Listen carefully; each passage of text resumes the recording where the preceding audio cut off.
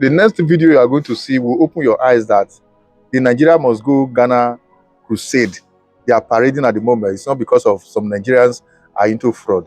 It's because of the envy and jealousy some of their distributors, traders, retailers have for their Nigeria counterparts who are doing same business with them. According to the next video you are going to see, if a Ghanaian is selling a product for 100 cedis, that same goods might also be selling in Nigeria shop in that same Ghana, probably 30 cedis. As a result of this, their counterparts are not too comfortable with that. And that is why today the hate is much, not just because of fraud. Now, hear them out as this man analyzed the main reason why they are asking Nigerians to leave Ghana. And 150 shops belonging to foreign nationals engaged in retail trading at Abosokai have been closed by leadership of the Abosokai Spare Parts Dealers Association.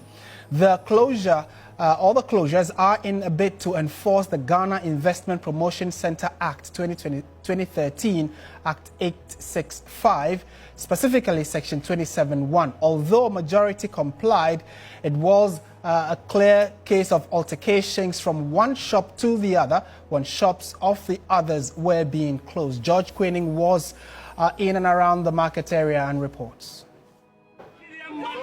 This shop belongs to my wife. You can buy. So you go. Come on. You can buy. You don't have to post. I will not post. Don't worry. I will show you now. Chinedu Victor, a Nigerian, would not budge. He claims the shop belongs to his wife, who is a Ghanaian. This exercise is purely a form of intimidation, he emphasized. According to leadership of the association, 90% of the foreigners are complying, but there have been some few altercations like this one, but they were able to surmount it. Everybody is complying. We've had about 2 or 3 issues, difficulties for them to close our shops, but now they've closed the shop, so we are not having any problems now. We've asked them to bring their documents to our executive office so we can do our checks with the registrar's office and the internal revenues to make sure the Ghanaians are not fronting for them. It's nothing like stubborn. This is what they call intimidation. And I will never accept intimidation in this country. There is nothing like stubborn. The shop belongs to my wife.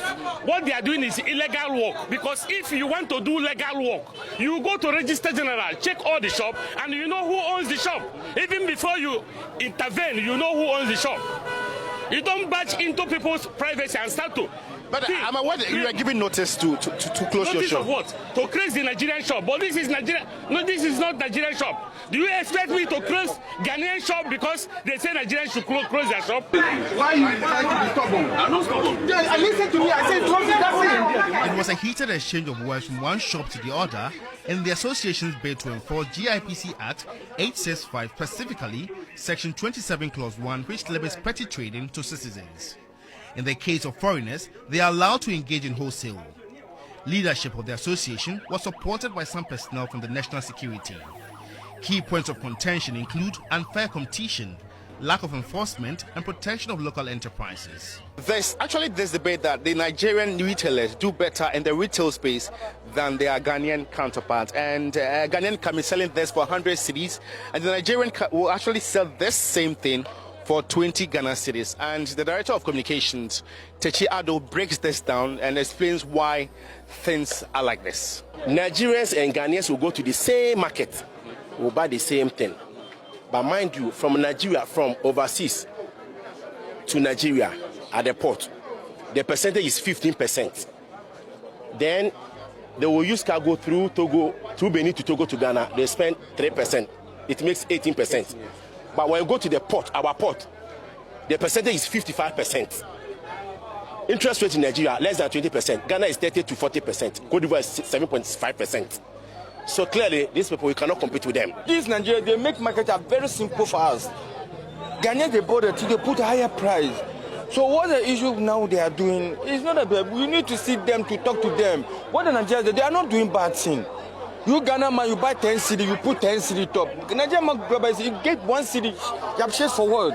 This exercise, the association emphasizes, is not against foreign investment, but rather to ensure compliance with Ghana's laws regulating trade and commerce. George Queening, TV3 News, Abosokai, Accra. Well, so let's go to Zoom now and engage the Chief Executive Officer of the Ghana International Promotion Center, GIPC, Mr. Simon Maji. Good evening, sir, and thank you for joining us on TV3. Good evening to you and to our viewers, and thanks for having me.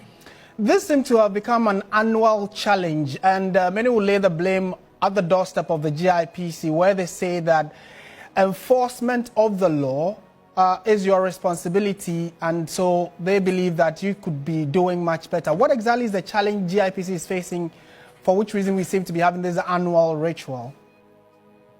Thank you. I think that first and foremost, I would like to appeal to our brothers and sisters in Ghouta that we have to be mindful of taking the law into our own hands, and that government is really committed to resolving this issue.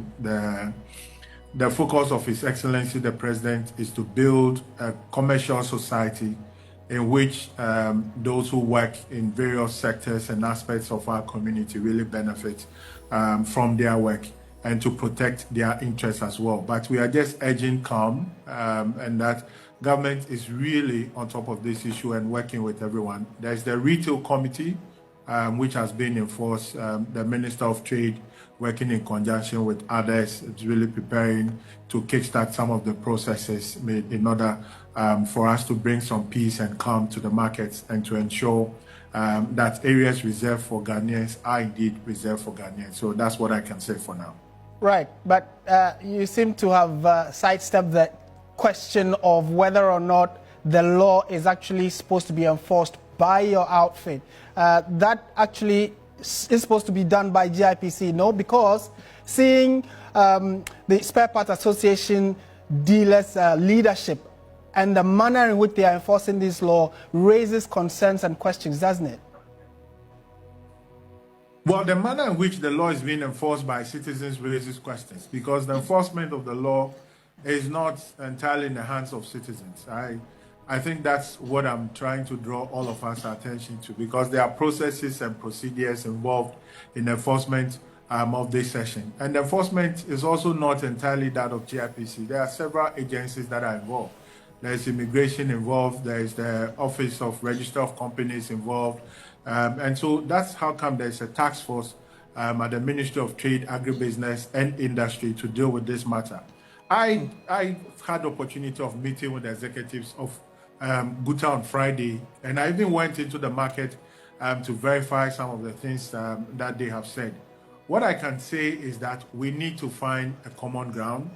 People are trading, and the law says that these are some of the areas reserved for citizens of Ghana. Determination of who is a citizen or not is entirely that by Ghana Immigration Service and the laws of this country.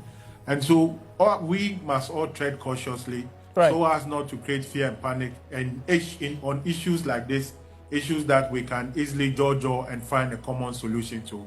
And so I would rather urge calm at this time. We've been to the market. We want to understand what's happening, so that we can take the right actions to protect the interests of everybody across and everybody working in this country. Right, Mr. Maji, are you concerned about the kind of international image this may be creating? I have seen you campaign and make presentations vigorously as recently as the trip to Japan, where you and the president sold Ghana, asking people to come in. With these kinds of issues happening domestically, are you concerned about the kind of image it is creating for the country? Well, in my meeting with Ghouta, I did raise with them that we've conducted this exercise the same way over a very long period of time, and we seem not to be getting the right results. The Honorable Minister for Trade, Agribusiness and Industry is indeed very committed to finding solutions to this. And she's been working day and night for us to look for new and creative ways to solve this problem without always emerging on this confrontational plate where it appears that we are at loggerheads with others that are trading in our market spaces. But I think that fundamentally and globally, everybody accepts that there are certain areas or businesses or sectors that are reserved for citizens of every country. Ours include, selling in the marketplaces, whether it's a service in the marketplace or selling in stores or hawking or any of those ones are exclusively reserved for Ghanaians. So it's just a position of the law. Right. The point now is, how do we enforce this without creating the kind of tensions that we are witnessing lately? And how do we engage with all of the players, including Buta, stakeholders, the district assemblies especially, because they manage these marketplaces, right, so that we are able to really lay bare what ought to be and what not ought to be for us to move forward as a country. So this is where we are. When you give a little space to Nigeria, before you know it, it will develop it and become an empire in other countries. Nigerians are being asked to leave South Africa, Uganda, Ghana, and every other countries. Why are they doing this? Is it because of our attitude and character that we don't follow the rule of law anywhere we find ourselves, or is because of the hate they have towards us? I believe at this point, our Nigeria president, our Ghana counterpart, and that of the South Africa as a whole, they have to come together and harmonize things before it gets out of hands.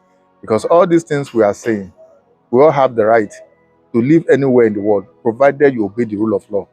If the law is there to control each and every one, be you citizen or even a foreigner, I think that same law should be the one to give rules, give command to some certain persons that can implement that, not some persons taking the laws into their own hands by trying demolishing some of the properties belonging to Nigerians anywhere they are in the world.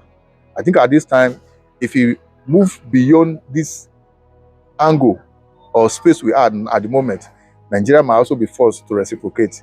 There's nowhere in Nigeria we don't have South Africans, Ghanaians, Ugandans investment in Nigeria, and I pray it shouldn't get to that. Anyway, whatever you think, drop your comment in the comment section once again, share and follow the page. For the record, once again, every Nigerian, anywhere you are in the world, be you citizen of any country, never you forget the road that will lead you home.